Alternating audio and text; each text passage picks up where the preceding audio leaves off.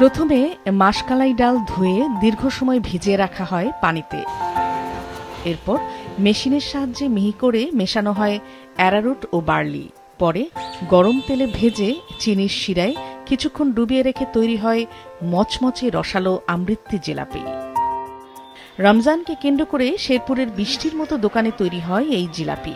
প্রতিদিন প্রায় গড়ে বিক্রি হয় 20 থেকে 25 মণ। কালাইয়ের আমৃত্তিটা আমাদের শেরপুরের ঐতিহ্য। এটা প্রায় 150 বছর ধরে চলছে। বিশেষ করে আমাদের রমজান মাসটা আর আমাদের পূজার মধ্যে এটাই বেশি চলে। প্রতিবারের মতো এবারও ভালোই সেল হচ্ছে।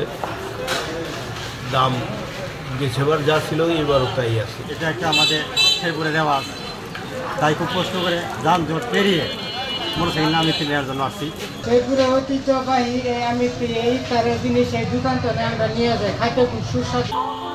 এদিকে রমজান উপলক্ষে এবারও ভালো বিক্রি হচ্ছে কুমিল্লার কান্দিরপাড়, গোয়ালপট্টি ও ধানমন্ডি সহ বিভিন্ন এলাকায় গুড়ের জিলাপি।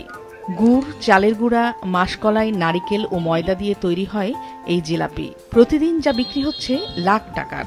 জিলাপি 3 রকমের আছে, বোম্বাই আছে, নরমাল আছে আর রেশমি আছে। কোয়ালিটিও ভালো। বিভিন্ন জায়গা থেকে জিলাপি নিয়েছি, কিন্তু ওদের জিলাপিরা একটু অন্যরকম টেস্ট। এই যে এখান থেকে যে আমরা নিচ্ছি দামে অনেক কমে পাচ্ছি, খুব সাশ্রয় পাচ্ছি, তো আমরা মোটামুটি প্রতিনিয়ত এখান থেকে নিয়ে থাকি। দাম সাধারণত আমরা সবার সাথে সামঞ্জস্য করে রাখছি।